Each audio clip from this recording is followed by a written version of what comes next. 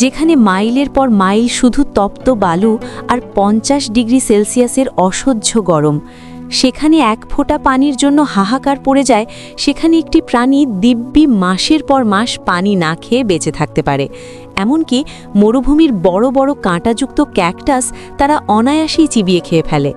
একটি প্রাণী আছে যে 7 দিন পানি ছাড়াই বাঁচতে পারে, 55 ডিগ্রি তাপমাত্রায়ও হেঁটে যায়। এই প্রাণীটি কোনো সুপারহিরো নয়, এই প্রাণীটি হলো উট, যাকে আমরা মরুভূমির জাহাজ বলে জানি। কারণ যেখানে মানুষ কয়েক ঘন্টার বেশি টিকে থাকতে পারে না, সেখানে উট দিব্যি হেঁটে চলে দিনের পর দিন। সেই উট কি আসলেও তাদের কুঁজে পানি জমিয়ে রাখে? কিভাবে তারা বালুঝড়ের মধ্যে নিজেদের রক্ষা করে? প্রকৃতির এই অদ্ভুত সৃষ্টি সম্পর্কে এমন কিছু তথ্য আজ আপনি জানবেন যা আপনাকে অবাক হতে বাধ্য করবে। আপনি যদি আমাদের চ্যানেলে নতুন হয়ে থাকেন, তাহলে আমাদের চ্যানেলটি সাবস্ক্রাইব করে আমাদের পাশে থাকার অনুরোধ রইল। চলুন আজ পাড়ি জমানো যাক বালুর রাজ্যে। উটের পাথা বললেই সবার আগে মাথায় আসে এর পিঠের ওপর থাকা বড় কুঁজটি। ছোটবেলা থেকেই আমাদের অনেকের ধারণা ছিল উট হয়তো এখানে পানি জমিয়ে রাখে, কিন্তু আসল সত্যটা শুনলে আপনি চমকে যাবেন। উটের কুঁজে পানি নয়, বরং চর্বি বা ফ্যাট জমা থাকে। আপনি কি কখনো উটের ওপর উঠেছেন? কমেন্টে জানান। যখন মরুভূমিতে খাবার ও পানির তীব্র সংকট দেখা দেয়, তখন এই চর্বি উটকে শক্তি যোগায়।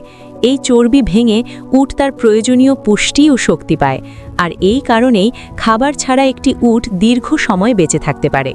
তবে পানির তৃষ্ণা মেটানোর ব্যাপারে উটের কোনো জুড়ি নেই।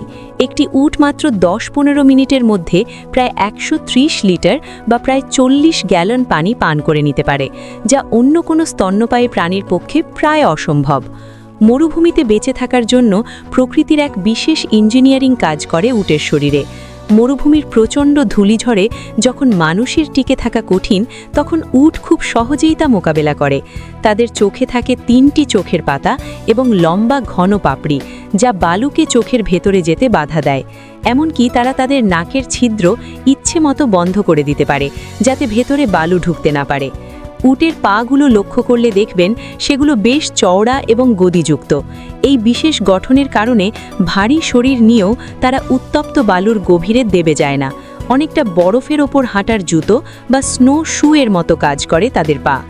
অনেকেই প্রশ্ন করেন, যেখানে কোনো সবুজ ঘাস নেই সেখানে উট কি খায়?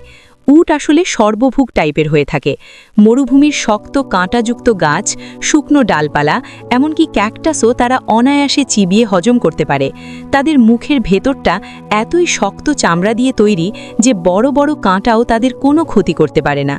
একটি সুস্থ সবল উট সাধারণত 40 থেকে 50 বছর পর্যন্ত বেঁচে থাকতে পারে। এরা অত্যন্ত বুদ্ধিমান এবং সহনশীল প্রাণী। এমনকি এরা নিজের শরীরের তাপমাত্রা পরিবেশের সাথে মানিয়ে নিতে পারে, যার ফলে প্রচণ্ড গরমেও এদের শরীর থেকে ঘাম খুব কম বের হয়, যা তাদের পানি শূন্যতা থেকে রক্ষা করে। হাজার বছর ধরে উট মানুষের সঙ্গে আছে। মালবহন, যাতায়াত, দুধ, মাংস ও পশম, এমনকি যুদ্ধক্ষেত্রেও। আজও আফ্রিকা ও মধ্যপ্রাচ্যের বহু মানুষ উট ছাড়া জীবন কল্পনাই করতে পারে না। উট 30 থেকে 40 কিলোমিটার বেগে দৌড়াতে পারে। উটের দুধ খুবই পুষ্টিকর ও রোগ প্রতিরোধ ক্ষমতা বাড়ায়।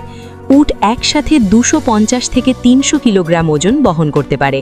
প্রকৃতির এক বিস্ময়কর দান হলো এই উট। তপ্ত বালু আর রুক্ষ পরিবেশেও যে জীবন কতটা সুন্দর হতে পারে, উট তার জ্বলন্ত প্রমাণ। বালুর রাজ্যে উট যেমন অবিশ্বাস্য এক সৃষ্টি, পানির রাজ্যে জেলিফিশ তেমনি এক রহস্য। জেলিফিশ নিয়ে একটা ভিডিও আমাদের দেওয়া আছে, চাইলে এখনই দেখে আসতে পারেন, পানির রাজ্যে থাকা জেলিফিশ। ভিডিওটি যদি আপনার ভালো লেগে থাকে, তাহলে অবশ্যই লাইক করে ভিডিওটি শেয়ার করুন। পৃথিবীর এমন আরও অজানা প্রাণী, দেশ আর বিস্ময়কর রহস্য জানতে এখনই অজানা বিশ্ব চ্যানেলটি সাবস্ক্রাইব করুন, আর কমেন্টে জানান উটের কোন তথ্যটি আপনি নতুন জেনেছেন। আবার দেখা হবে নতুন কোনো অজানা গল্প নিয়ে। ততক্ষণ পর্যন্ত জানার আগ্রহটা বাঁচিয়ে রাখুন।